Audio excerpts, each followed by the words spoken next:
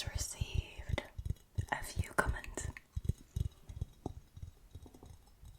and it seems like you really wanted to see him again.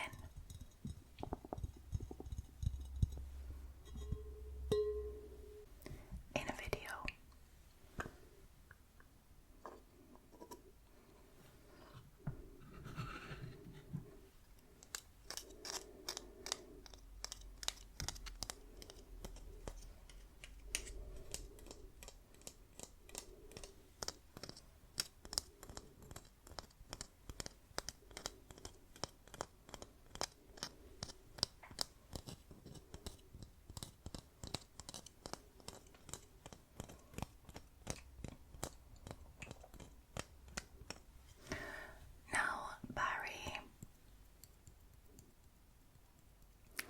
Also wanted me to tell you guys that if you have any scary stories of your own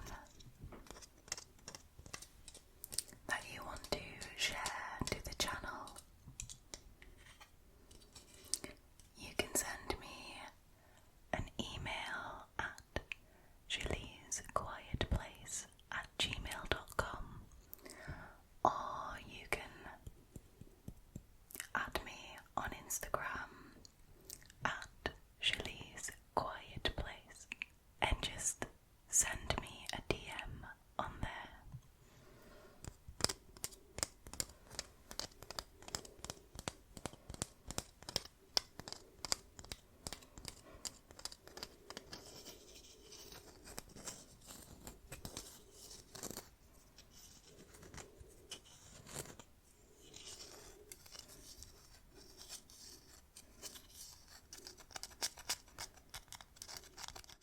Now, without further ado,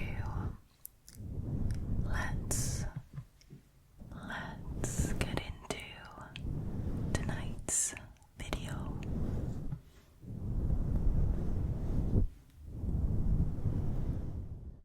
A couple of weeks ago, I asked you guys which alternative version of these scary stories you wanted to see, and you voted for real life, non-paranormal Reddit stories.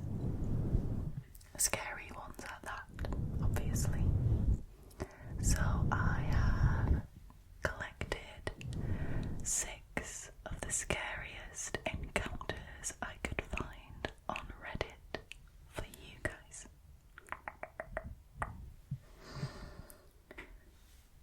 So let's just get right into them. The first story that I've got for you this evening is called Someone Pretended to Be My Father. And this story was originally posted by a Reddit user called Sweet Spot 2223. So before I jump into this Redditor's story, I've got to provide you with some background information. This person's father sadly suffers from a severe lung condition, and it causes his dad to end up in the hospital fairly often.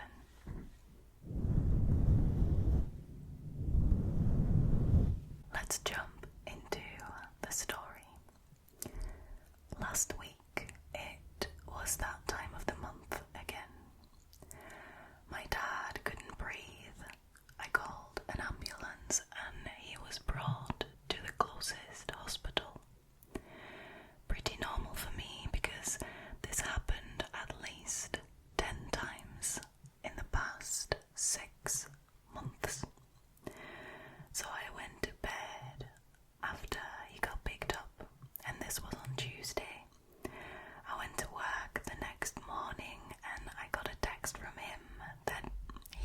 was to stay for at least 2 more days, so till approximately Friday. Wednesday evening I got home from work and I played a match of Rogue Company when suddenly the doorbell rang.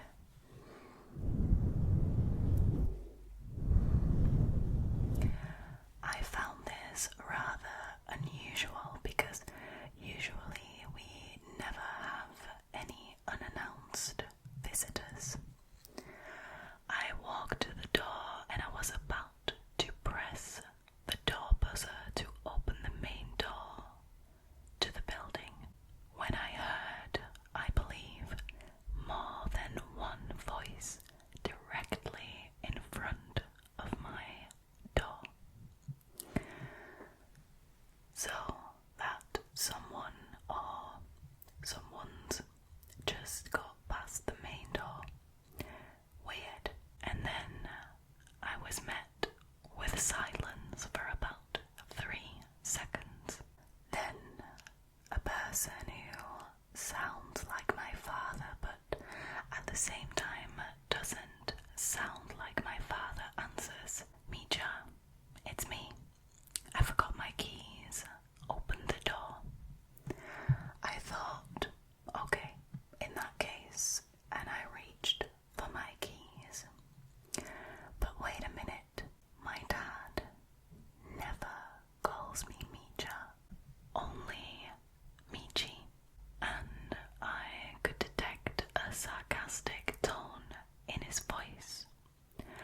I didn't trust the situation whatsoever, and I called my father on his phone. If it truly was my father who was stood in front of my door, his phone should ring. Right. It didn't. Big whoop.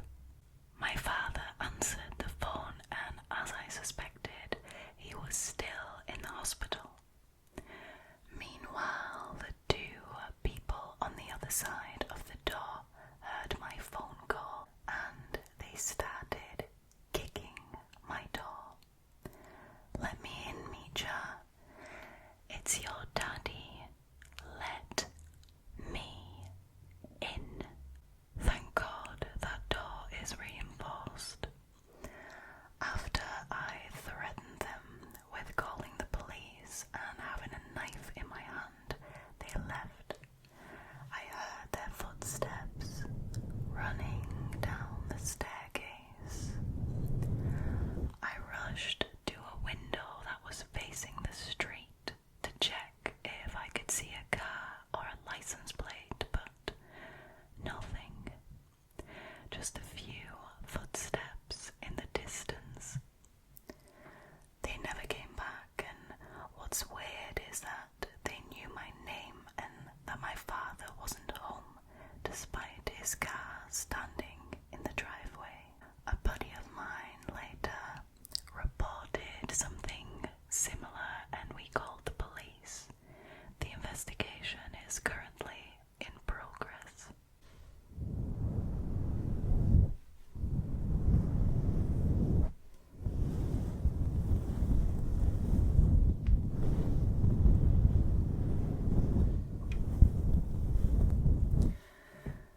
I cannot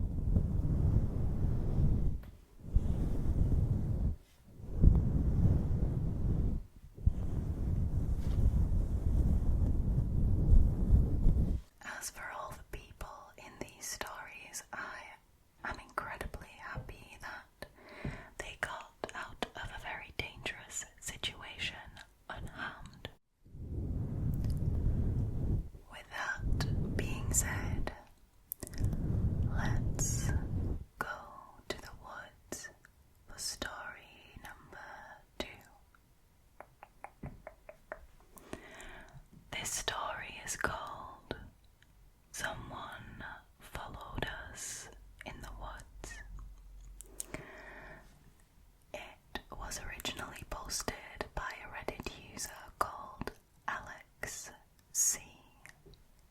322. This happened about 5 or 6 years ago. Me and my friends were freshmen in high school. We frequently went into the woods near our school that had some abandoned structures. Sometimes we went in there to smoke or graffiti or just otherwise explore. It was always a pretty fun time. On a fall day after school, we decided to go exploring in the woods as we would usually do. For the first 10 or 15 minutes into our adventure, everything was normal. Then eventually we came across a tree that had a dagger sticking out of it. I immediately got this horrible feeling. One of my friends, Nathan, went over to the tree and took the dagger out, and sure enough, it was 100% real. I'm not exactly sure what I was thinking or what I was expecting, but part of me was hoping it was some sort of gag toy. We all just kind of looked at each other, a little weirded out, but we didn't think much of it. We thought that maybe somebody had left it there to mess with whoever came across it after that person. That's what we were all hoping for. Nathan put the dagger in his backpack and off we went. It wasn't long after we came across the tree that things started to get weird. I was the first to notice it. There was a man in all black following us, keeping a good distance away. He was always to the right of us, hiding behind some trees. From what I could see, he looked to be an average height man wearing a black hoodie, black jeans and black boots. I wanted to leave the second I saw him, but when I told my friends what I had seen, I don't think any of them believed me. They just kind of, laughed it off. Either they thought I was seeing things, or they thought that someone was just messing with us and they didn't feel very threatened by it. By the time we were about 40 minutes into the woods was when they finally saw him too. This time he was a lot closer, about 30 feet away from us. I still couldn't make out much detail about his face because he had his hood on and his head down, although I could see he was wearing a white t-shirt underneath his hoodie. Everyone froze for a brief moment. There were 4 of us, and we just stared, not really sure what to do with the situation. Everyone stood in silence for about 3 very long and scary seconds until he ran farther back into the woods behind some trees until we couldn't see him anymore. I grabbed on to Nathan's arm, who was the closest to me, and I said, "We have to go now." I had a horrible pit in my stomach. At first we made our way back to the entrance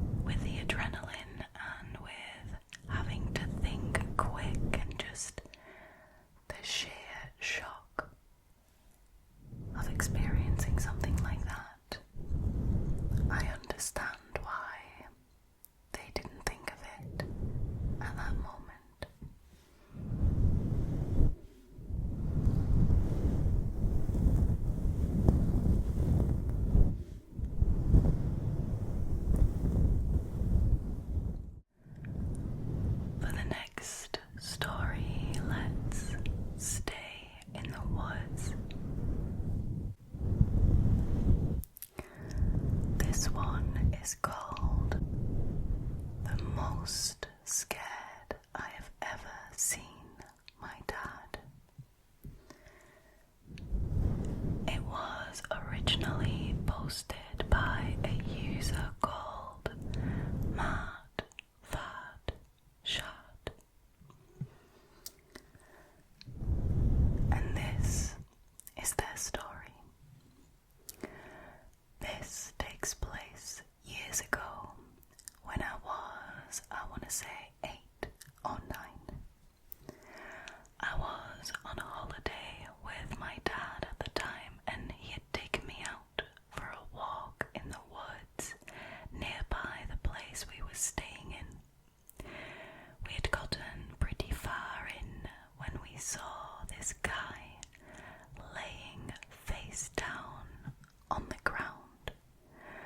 My dad's first thought was that this guy was dead, as he wasn't moving and he couldn't tell if he was breathing or not. I remember him putting his arm in front of me to try and get me away from what he thought was a corpse. That is so wholesome. What a lovely dad. Then my dad starts reaching into his pocket when the guy on the ground suddenly gets up and looks at us. Not to be rude, but this guy looked completely out of his head. He was doing a kind of mixture between smiling and grimacing. I don't know what it is about smiling, like kind of weird smiles that creep me out so much, but whenever creepy people in these stories smile in an unnatural or weird way, it just creeps me out so much. I don't know why. So he was doing a mixture between smiling and grimacing, and he had dark stains on his clothes which I now think could have been blood. He stands on his feet and he stumbles closer and says, "You know what you've got now, don't you?" This is the first time in my life that I can remember where my dad is completely speechless. He just doesn't say a word. The guy then screams, "You've got a dead man on your hands." And then he just legs it off into the woods. I don't remember being super terrified, but I was really confused and a little scared. My dad, whenever he tells this story to people, he says it's the most scared he's ever been. We immediately left and he called the police, but apparently nothing came of it. They never found the guy, at least. I've been to the place since, but not into the woods, just in case I see that guy again.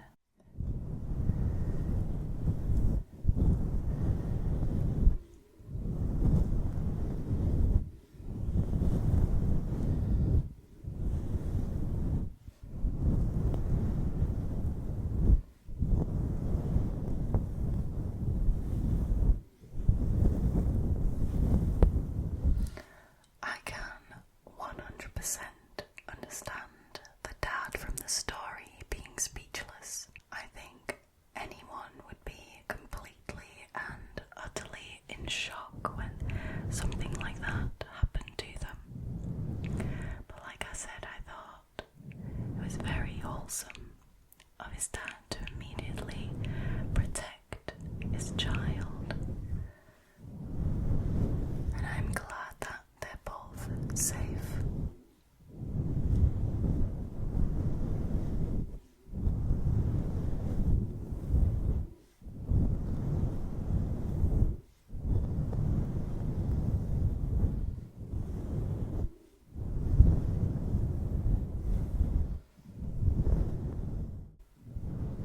Once again,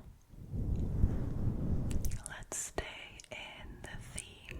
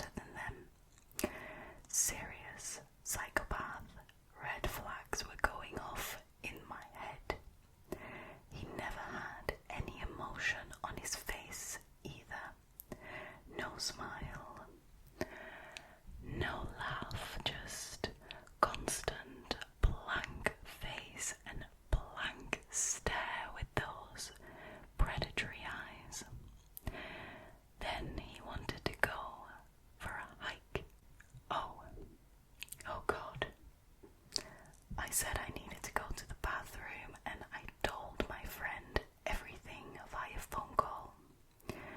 She was to make up a story to allow me to ditch the date. I should have just crawled out of that bathroom window and left, but I didn't want to be rude. I don't know, I felt bad. My friend was gonna call me in 10 minutes with her story. We started down the hiking trail. There were plenty of people around, so I relaxed a bit. But then he kept trying to take me off trail to look at a great spot that he found earlier. He had been off the trail here before. I panicked. I sent my friend an SOS, and she called with the story that her car broke down or something and she needed me to get her. The dude wasn't buying it and insisted on meeting my friend. We both drove to the restaurant separately, so why would he need to meet my friend?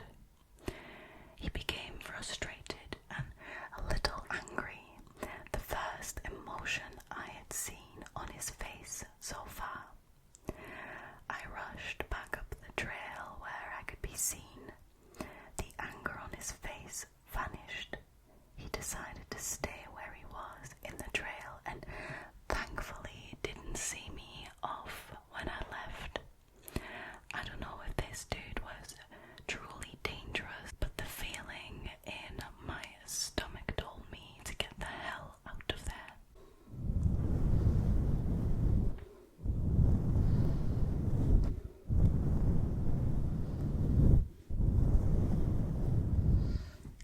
I personally think the Redditor who wrote this acted in an appropriate way. I think I would have probably reacted in a similar way, and I would have tried to get the hell out of there. And I think it's important to realize that you are never required to stay in a situation that is uncomfortable for you. You should never feel bad or rude for leaving a situation that makes you uncomfortable.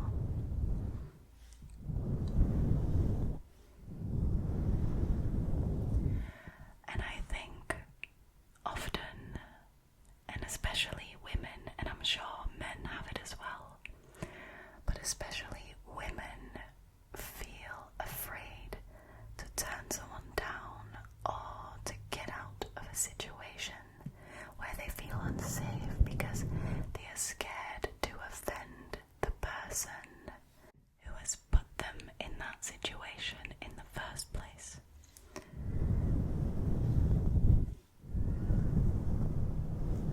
So never, ever, ever feel obligated to stay in a situation that you are uncomfortable with.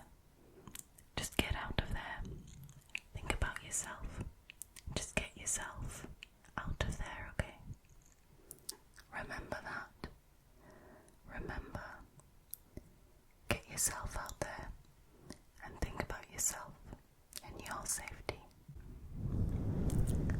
The next story is pretty strange. It is called My Dad's Landlord, and it was originally posted by a user called Divachu around 40 years ago. When my dad was still in college, he moved quite a ways from Ho Chi Minh or Ho Chi Minh City in Vietnam. I apologize to any Vietnamese people if I pronounce that wrong. And he moved to New Haven, Connecticut for college. He wanted to be as close as possible to his college, but he also wanted to overlook the city skyline.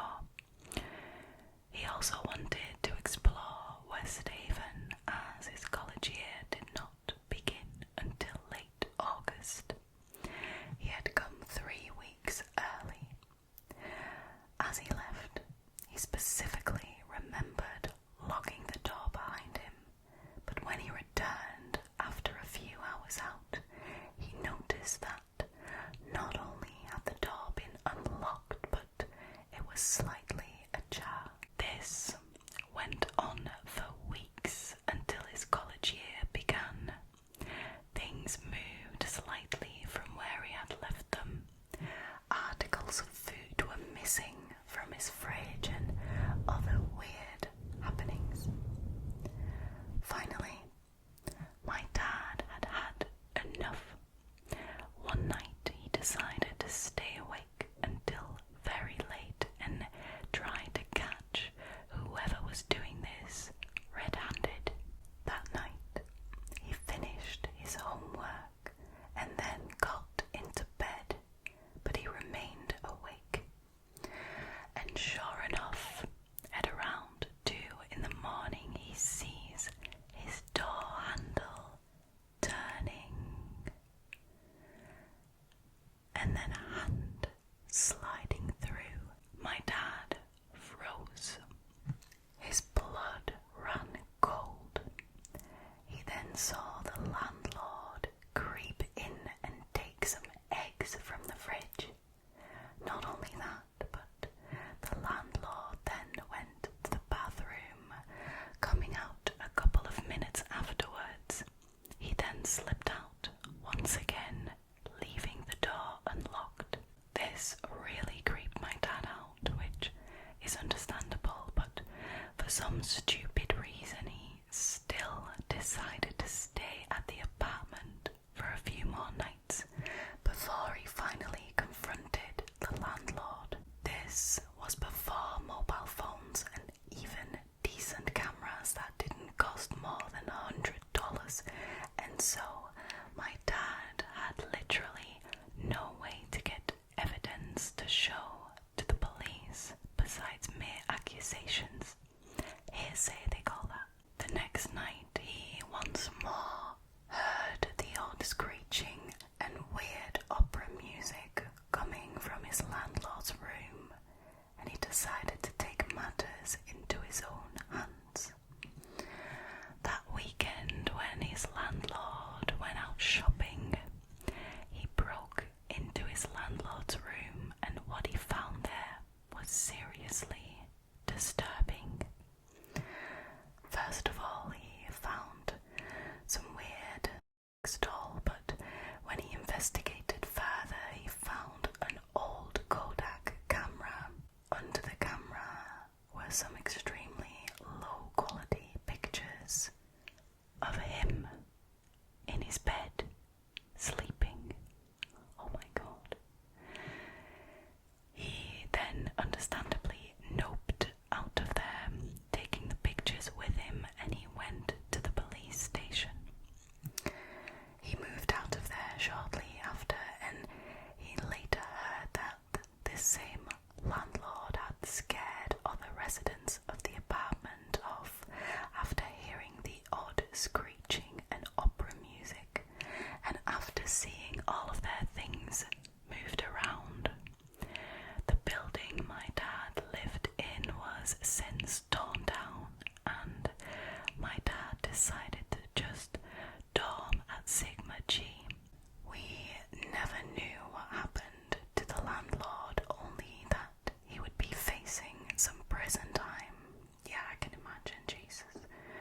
I seriously hope he was never allowed to be a landlord again.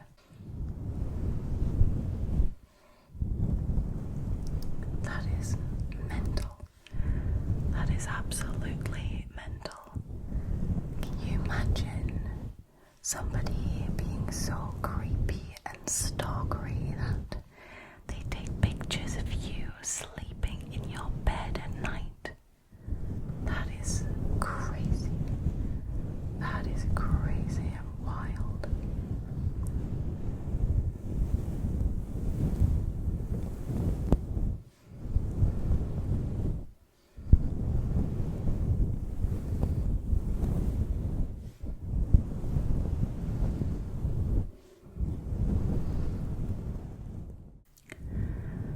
The last story of this evening is called Bystander Effect, and it was originally posted by a user called DrLilyPaddy.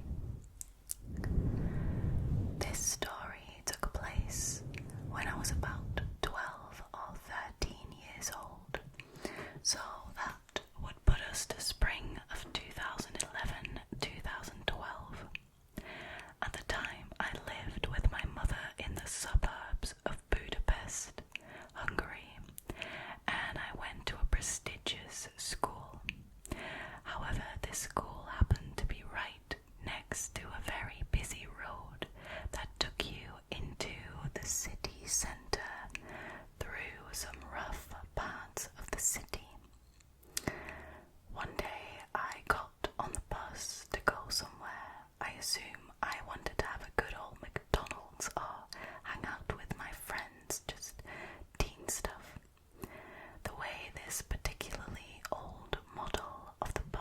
was set up is that it had 2 rows with pairs of seats.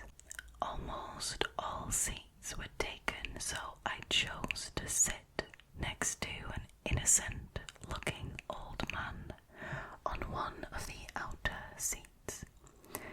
After a minute or 2, more people got on at the next stop, and suddenly there is this man in his 40s standing next to my seat on the now packed bus.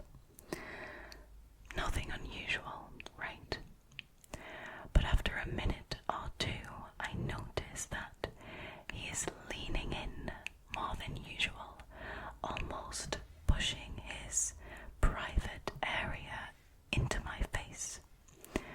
I just leaned heavily towards the old man I was sat next to, and I tried to ignore it, though it was getting more prevalent. As I got up at my stop, he suddenly moved his hand on the vertical rail next to my seat, right through the strap of my bag, meaning him and I were both holding my bag. I said, "Excuse me," really loudly, but he didn't say anything. He just stared at me.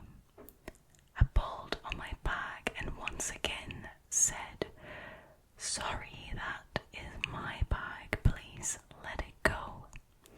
But he didn't budge. Luckily, old man heard it and yelled at him,